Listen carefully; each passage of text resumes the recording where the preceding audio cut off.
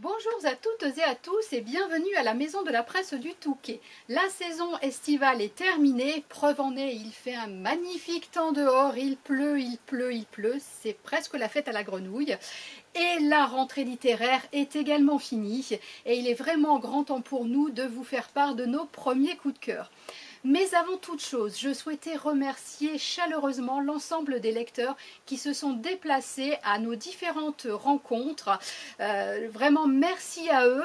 Et puis tout cela ne serait pas possible sans l'équipe de la Maison de la Presse, mais également les maisons d'édition et les auteurs qui se sont déplacés et qui ont choisi la Maison de la Presse du Touquet pour présenter leurs livres. Je pense aux éditions Lattès et Grégoire Delacour, les éditions Calman-Lévy avec Nico Taquian, Julien Sandrel et Cécile Pivot, également les éditions Michel Lafon avec Laure Manel et Olivier Norek, et puis également les éditions Pocket qui ont permis de faire une super rencontre, un super apéro avec Claire Norton, Laurence Perrin et Karen Ponte, et je n'oublie pas le camion qui livre et les éditions Livres de Poche et Bernard Proulx. Cela nous a permis de passer vraiment de très agréables moments, de partager, d'écouter, d'échanger, et ces moments resteront vraiment gravés au sein de la Maison de la Presse. Alors revenons à nos moutons. La rentrée littéraire, qu'est-ce qu'elle a donné? Alors je vais vous faire part de nos premiers coups de cœur. Le premier, il s'agit de Des guerres intérieures de Valérie Tonkong. Alors souvenez-vous, Valérie Tonkong avait publié il y a quelque temps de cela, il y a un peu plus d'un an, un magnifique roman par amour, moi que j'ai vraiment adoré, puisque dans ce roman on apprend plein de choses sur la Seconde Guerre mondiale au Havre, puisqu'on y découvre la vie de deux familles havraises pendant cette Seconde Guerre, les privations, les rationnements, les bombardements, l'occupation, mais on apprend aussi plein de choses, notamment que le Havre finalement a été plus bombardé par les Alliés, et puis aussi que les enfants havrais, pour être protégés, ont été envoyés en Algérie. Ce roman, je l'ai dévoré, je l'ai adoré et je continue à le recommander. Et puis cette année, Valérie Tonkong nous revient avec un roman qui est tout à fait différent, donc Les guerres intérieures, qui est paru aux éditions Lattès. Alors dans les guerres intérieures, Valérie Tonkong va aborder le thème de la culpabilité. Comment fait-on pour vivre chaque jour avec des remords, avec ce sentiment de culpabilité? Alors je vous présente rapidement l'histoire. Alors on découvre deux personnages. Le premier, c'est Pax, qui est entre guillemets un acteur un peu raté, qui a le rendez-vous de sa vie pour un tout petit rôle, mais avec un super grand producteur.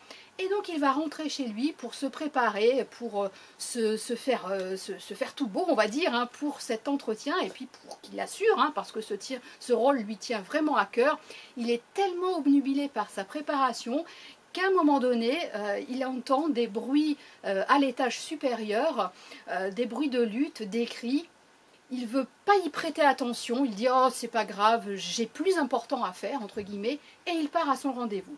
Sauf que le lendemain, il apprend que son voisin a été agressé et est dans le coma. Comment fait-il pour vivre avec ce sentiment de culpabilité, puisque bien sûr, hein, la police va chercher des témoins et il ne va pas se manifester.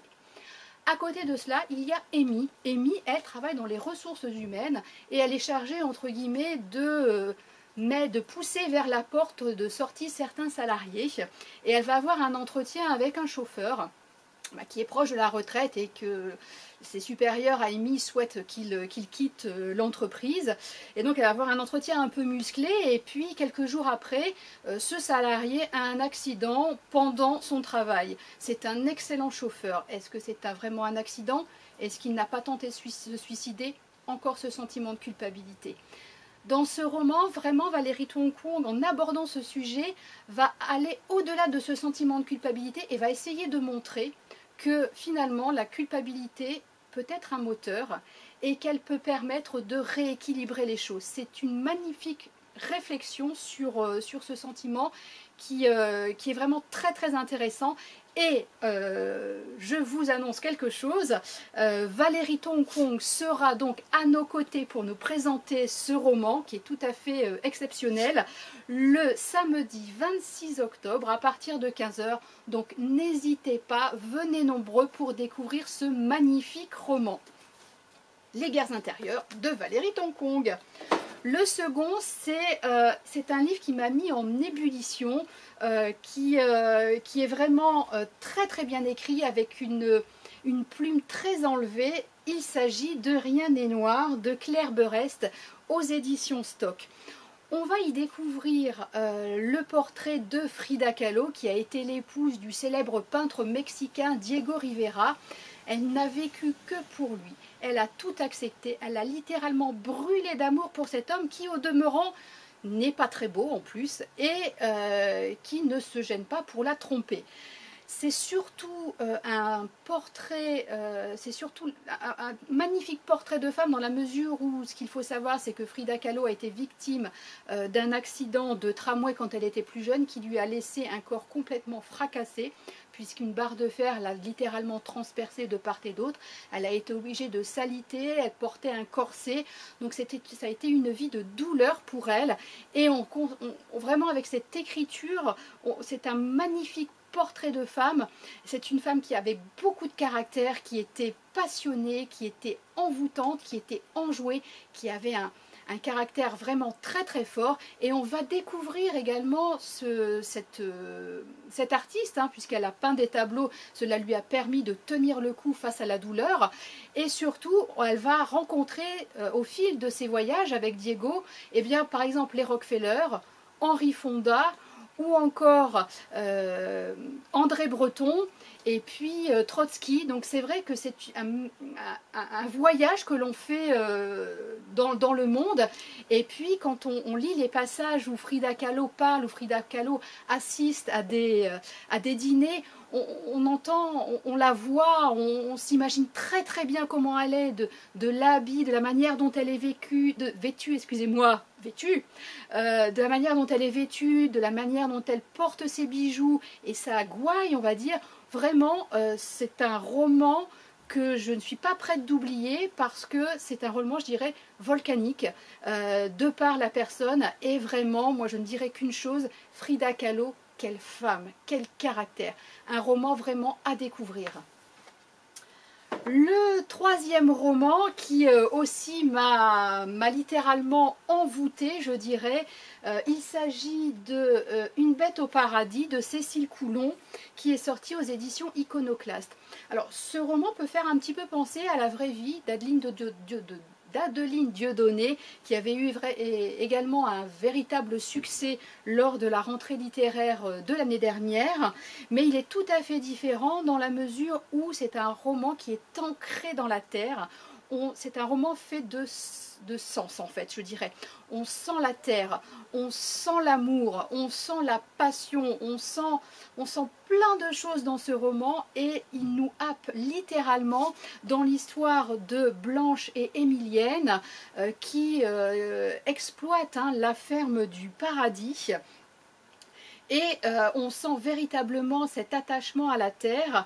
Je comparerais presque ce livre à des degrés différents, hein, à Né d'aucune femme de Franck Bouys, parce que c'est un roman rural également, c'est un roman qui montre vraiment cet attachement à la terre, et puis c'est un roman aussi d'amour, hein, parce que Blanche va tomber éperdument amoureuse d'Alexandre.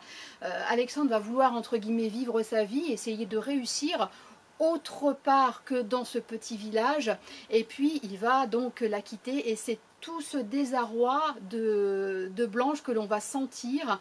Et finalement, quand on lit ce livre, on se demande, hein, puisque le titre de ce livre c'est Une bête au paradis, on va se demander qui véritablement est la bête. On sent qu'elle est prête à surgir, on sent qu'il va se passer quelque chose, on sent plein de choses, et c'est vrai qu'on est littéralement happé par ce roman je dirais, qui sent la terre. C'est un roman, pour moi, un roman de sens. Donc, Une bête au paradis de Cécile Coulon, vraiment un magnifique roman. Je ne vais pas m'étendre davantage sur cette rentrée littéraire. Il y a Le plus fou des deux de Sophie Bassignac. J'en dis juste quelques mots. Si vous souhaitez connaître le métier de marionnettiste, vraiment lisez ce livre qui est plein d'humour, qui est plein de psychologie et qui est une belle histoire entre une marionnettiste et un homme un peu paumé. Et on se demande qui manipule l'autre finalement. Est-ce que c'est la marionnettiste, de par son métier, ou est-ce que c'est cet homme qu'elle va rencontrer au hasard un 31 décembre.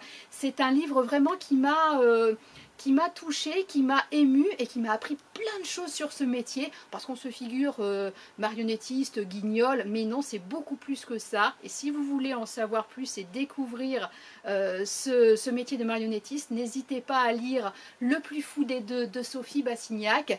Sophie Bassignac avait écrit également Séduire Isabelle A, que j'avais adoré parce que c'est un roman qui est plein d'humour. Donc n'hésitez pas également à lire ce roman. Je vous invite à consulter notre page Facebook ou encore notre site internet pour retrouver d'autres coups de cœur de cette rentrée littéraire, notamment les coups de cœur de Céline qui nous parle du premier roman de Mathilde Forget qui s'intitule À la demande d'un tiers, qui est un roman plein de finesse, plein de psychologie, et vous pourrez le découvrir en lisant le résumé sur notre site internet. Et puis également un roman tout à fait surprenant qui est également un coup de cœur de Céline, qui s'appelle Soif d'Amélie Nothomb. Alors c'est vrai qu'Amélie Nothomb est assez controversée, mais ce roman est assez surprenant parce qu'elle est arrivée à avoir une vision de ce que pouvait ressentir Jésus à quelques jours de sa crucifixion, et c'est vrai que c'est très surprenant. Et puis il n'y avait finalement qu'elle pour écrire ce genre de roman. Alors je vous rappelle notre rendez-vous le samedi 26 octobre à partir de 15 h pour une rencontre spéciale avec Valérie Tongkwong à partir de 15 h, donc à la Maison de la Presse du Touquet. Et je vous souhaite à toutes et à tous une bonne journée et je vous retrouve très bientôt pour d'autres coups de cœur. À bientôt!